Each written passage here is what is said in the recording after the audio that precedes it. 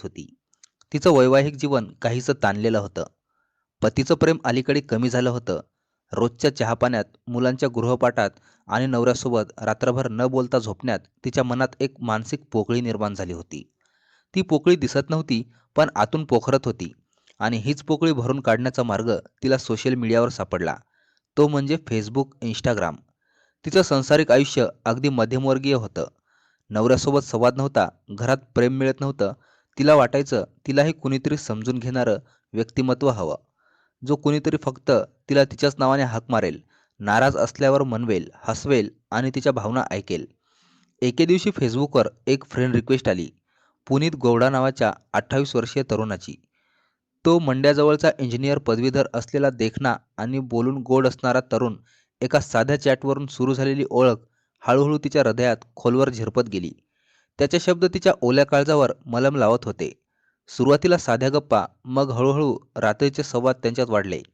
काही वेळा फक्त गुड नाईट, पण त्या गुड नाईटमध्येही तिला वाटायचं की कोणीतरी तिच्या अस्तित्वाची दखल घेतोय, तिची काळजी घेतोय. आई म्हणून, बायको म्हणून जगताना तिला कधीच कोणी स्त्री म्हणून ओळखलं नव्हतं. पण पुनीतनं मात्र तिच्या काळजाला स्पर्श केला होता. एक दिवस रात्रीच्या गप्पा मारत असताना पुनीतनं विचारलं, "कधी भेटशील? प्रत्यक्ष पाहायचं आहे तुला." ती गोंधळली, थोडी घाबरली, कारण ती एक विवाहित स्त्री होती. पण पुनीतच्या शब्दांनी तिचं मन जिंकलेलं होतं. "एकदाचं भेट, मग नको भेटू, हवं तर," पुनीत तिला म्हणाला. त्याचं बोलणं ऐकून ती गप्प होती, पण आतून काहीतरी ओरडत होती. "जा प्रीती, एकदा तरी स्वतःसाठी जग." नवरा, संसार, मुली ह्या सगळ्यांना ओझ्यातून, एकटेपणातून बाहेर पडण्याची वाट तिला आता दिसली होती. म्हणूनच तिनं पुनीतला भेटायला होकार दिला. 23 जून 2025 त्या दोघांनी एका लॉजमध्ये भेटायचं ठरवलं. प्रीतीनं घरातून बाहेर पडताना नवऱ्याला व मुलींना, "मी मैत्रिणीकडे चालले आहे," असं सांगून ती घरातून निघाली. तिने मुलींना आलिंगन दिलं. त्या दिवशी सकाळी तिच्या डोळ्यात एक वेगळीच चमक होती. ती जगायला चालली होती, असं तिला वाटत होतं. पण आयुष्यात येणारा भयानक वादळ पुढे दुचाकीवर तिची वाट पाहत होता. पुनीतनं तिला गाडीवर घेतलं आणि त्याच्या मागे बसून तिला वाटलं की कदाचित आजपासून तिचं आयुष्य बदलेल. प्रेम करणारा प्रियकर मिळेल. पण तिला हे माहीत नव्हतं की हा तिचा शेवटचा प्रवास आहे.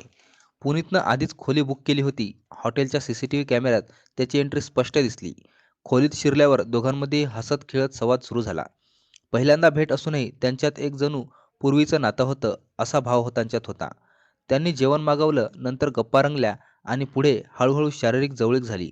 प्रीतीचं हृदय भरून आलं. ती म्हणाली, "आपलं हे नातं कधीच तोडू नको. आता तूच माझं सगळं काही झालास." परंतु पुनीत मात्र टेन्शनमध्ये गेला. त्याच्या चेहऱ्यावर भयान शांतता होती.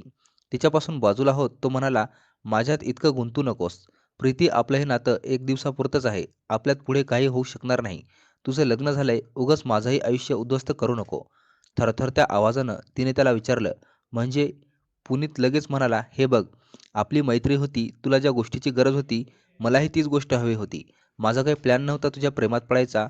हे तर फक्त क्षणभराचं होतं." पुनीतचं बोलणं ऐकून प्रीतीला धक्का बसला. ती संतापली, खूप रडली. "मी माझा संसार तोडू शकते, पण तू मला सोडू नकोस," ती म्हणाली.